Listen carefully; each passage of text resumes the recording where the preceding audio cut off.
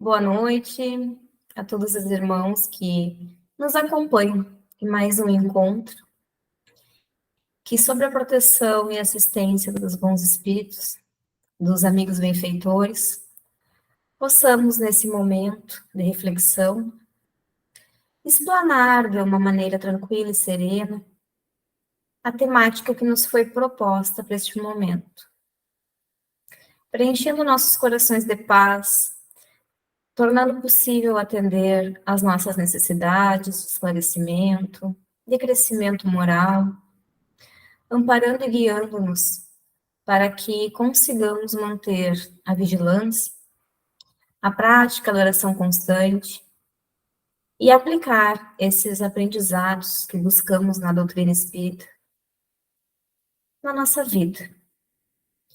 Que assim seja. E a temática que nos foi proposta para trabalharmos esta noite, ela está na obra O Evangelho segundo o Espiritismo, por Allan Kardec, que tem por seu maior objetivo a busca da transformação moral, direcionando para que todos nós busquemos a autorreforma. E de encontro com o objetivo exclusivo desta obra, eis que nos apresenta o tema, o homem no mundo, que está contido no capítulo 17, item 10. Então, daremos início à leitura do referido item, para que possamos meditar sobre o mesmo. Um sentimento de piedade deve sempre animar o coração daqueles que se reúnem sob os olhos do Senhor e imploram a assistência dos bons espíritos. Purificai, pois, os vossos corações. Não deixeis neles demorar nenhum pensamento mundano ou fútil. Elevai vosso espírito até aqueles a quem chamais, a fim de que, encontrando em vós as disposições necessárias, possam lançar profusamente a semente que deve germinar em vossos corações, e nele dar frutos de caridade e de justiça. E essas palavras, elas nos assinalam a refletirmos sobre um nobre sentimento, o de piedade. Sentimento esse que o nosso coração deveria estar repleto, porque ele nos predispõe a fazer o bem. Ele brota em nosso coração antes da efetivação no bem. Como, né? Na demonstração de amor e afeto pelos nossos semelhantes, quando nos comovemos, quando nos enternecemos com a dor e o sofrimento de outra pessoa, estendendo esse alcance a todos os irmãos, não apenas os do nosso convívio próximo, mas também aqueles fora do nosso meio social restrito. Se ainda não temos, não o percebemos, esse sentimento de piedade, devemos procurar desenvolvê-lo, instigá-lo, para eliminarmos, extirparmos os sentimentos fúteis, mundanos e pequenos que ainda carregamos, como no caso do egoísmo, o orgulho, dentre outros que ainda nos conduzem para escolhas e atitudes prejudiciais ao nosso melhoramento. Se já o possuímos, se já o percebemos, alimentemos esse sentimento para que crie raízes profundas no nosso ser. E dessa maneira, elevarmos os nossos pensamentos, clarearmos nossa energia, tornando possível o recebimento da assistência, da ajuda, que tanto clamamos aos benfeitores espirituais, a Jesus, nosso Mestre. Preparar o terreno é isso, é transformar nossos corações para que estejam abertos a receber o que foi solicitado. Lembremos de refletirmos nesta necessidade. Dentro das palavras do Mestre, te ajuda, que te ajudarei. Eis que, então, com o terreno preparado, os sentimentos transformados, poderemos receber as sementes de auxílio, de amparo, e então frutificar, fazer o bem. Agirmos com benevolência para com o meu próximo e para comigo mesmo, dentro dos preceitos básicos da doutrina que vos fala, com caridade e justiça. E a caridade é irmã da piedade, a qual já mencionamos, que abrange o amor ao próximo. E a justiça, que é definida na sua forma literal como a particularidade daquilo que se encontra de acordo com o que é justo. Mas o que significa ser justo? O que eu conceituo como justiça se equivale ao que meu irmão conceitua? Para nós, homens do mundo, quando apartados dos preceitos religiosos, cobertos pelo véu do esquecimento, ao mergulharmos na carne, estando sob influência da matéria, refletimos sobre a justiça e, ao realizarmos este ato, o primeiro pensamento que nos remetemos é que ser justo se baseia nas leis dos homens, leis civis. Ainda que cada pessoa conceitue-a partindo dos seus entendimentos culturais e conceituais de bem, mal, bom e ruim. Mas, a partir do momento em que refletimos sobre este conceito de justiça, de ser justo, dentro da ótica e preceitos do Criador, não feriremos nossos conceitos já existentes, e sim os ressignificaremos, ampliando a nossa percepção desse desígnio de justiça. E para isto, basta que recordemos das máximas do Cristo. Amar ao próximo como a si mesmo. Fazer aos outros como quereríamos que nos fizesse. Eis a expressão mais completa da caridade, porque ela resume todos os deveres para com o próximo. Não se pode ter, nesse caso, guia mais seguro do que, tomando como medida do que se deve fazer aos outros, o que se deseja para si mesmo. Com que direito exigiríamos de nossos semelhantes melhor tratamento, mais indulgência, benevolência e devotamento do que lhes damos? A prática dessas máximas leva à destruição do egoísmo.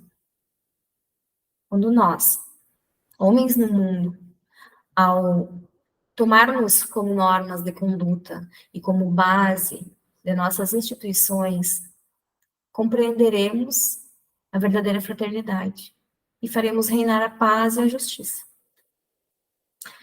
Não haverá mais ódios, nem desenções, mas união, concórdia e mútua benevolência. Atentemos à sequência da leitura. Não creias, todavia, que em vos exortando, sem cessar a prece e a evocação mental, nós vos exortamos a viver uma vida mística, que vos mantenha fora das leis da sociedade em que estáis condenados a viver. Não. Vivei com os homens da vossa época, como devem viver os homens. Sacrificai as necessidades, mesmo as frivolidades do dia, mas sacrificai-as com um sentimento de pureza que as possa santificar. Então, não pensemos que por sermos adeptos de uma convicção religiosa, e aqui cito o Espiritismo, mas deixemos claro que existem muitas outras que conduzem o espírito ao seu melhoramento, ao progresso moral, dentro dos preceitos do Criador. Que estaremos isentos de viver em sociedade, aliviados das dificuldades, provações, ou poupados das dores. Não porque são muitas vezes, senão, predominantemente, o que necessitamos para alcançar nosso melhoramento. Então, quer dizer, não é porque seguimos uma religião, uma crença, ou mesmo os preceitos e ensinos do nosso mestre, que não sofreremos ou passaremos as necessidades que este mundo nos disponibiliza. O teste é necessário para que possamos praticar o que foi aprendido, o que foi estudado na teoria. Percebamos que, sozinhos, ao nos mantermos em isolamento, longe do convívio social, não seria possível que fôssemos submetidos a situações diversas que o contato com o outro, com o nosso irmão, nos sujeita. Hoje, posso me dizer mais paciente. Pelo que venho buscando estudar, sei e assumo que essa necessidade, para mim, é uma sanção. E amanhã eu serei submetida a uma situação para que realmente eu coloque à prova esse aprendizado. E como eu vou me perceber diante dessa situação? Reflitamos. Então, sejamos resilientes aos acontecimentos da vida. Por mais difíceis que se mostrem as circunstâncias, tentemos reagir e compreender de forma positiva essa situação, fazendo com que a sensação percebida do fato ocorrido não repercuta de maneira tão penosa, adaptando-nos assim com mais facilidade aos infortúnios da vida. Tenhamos positividade, pois de tudo podemos tirar ensinamentos. E continuemos a leitura deste item. Fostes chamados a entrar em contato com espíritos de natureza diferente, de caracteres opostos. Não choqueis nenhum daqueles com os quais vos encontrardes. Sede alegres, sede felizes, mas da alegria que dá uma boa consciência, da felicidade do herdeiro do céu, contando os dias que o aproximam da sua herança.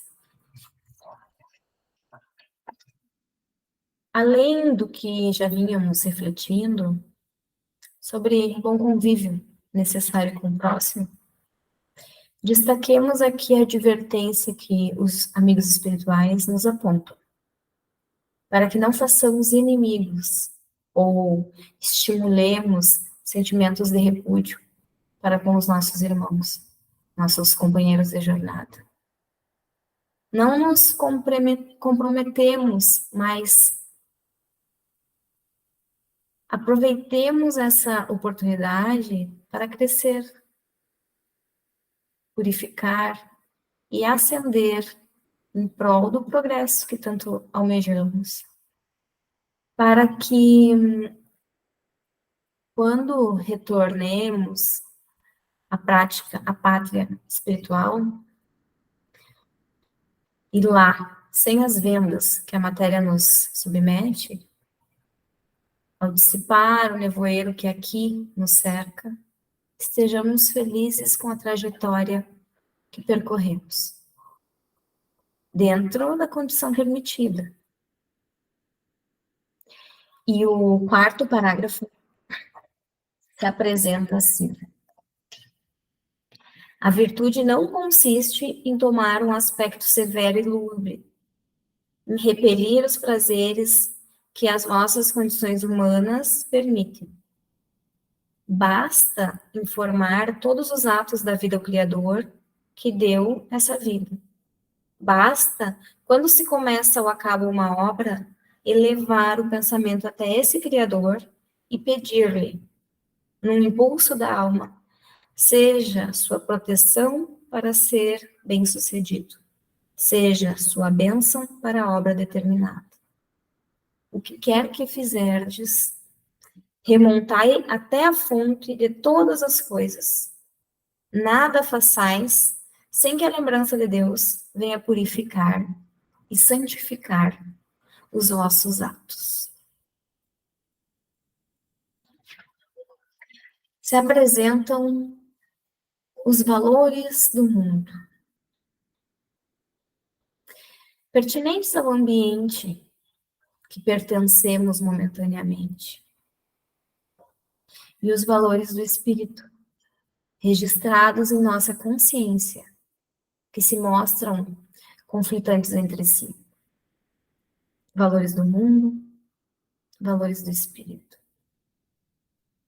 E é no convívio social que enfrentamos os aspectos mais profundos da moralidade, que identificamos dentro dos valores do mundo os conceitos da vaidade, do orgulho, da revolta, da mentira e dos demais prazeres.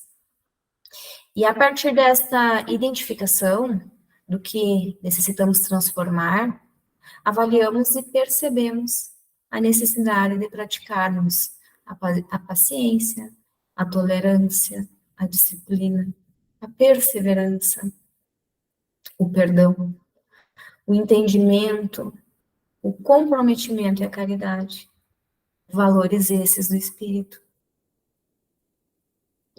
E aí pensamos, fácil falar, mas difícil fazer. Sim, não podemos dizer que é fácil proceder, mas a partir do momento em que me disponho a iniciar a reflexão sobre essa necessidade de transformação que se dá em nós, extirpando a ideia de mudar o outro, a necessidade de trabalho e de progresso, já iniciamos o processo. O esforço é o início e, continuando nos esforçando, chegaremos e alcançaremos o que almejamos.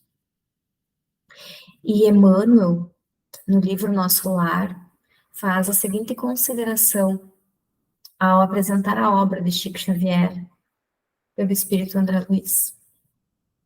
O homem terrestre não é um deserdado, é filho de Deus, em trabalho construtivo, envergando a roupagem da carne. Aluno de escola benemérita, onde precisa aprender a elevar-se. A luta humana é a sua oportunidade, a sua ferramenta, o seu livro.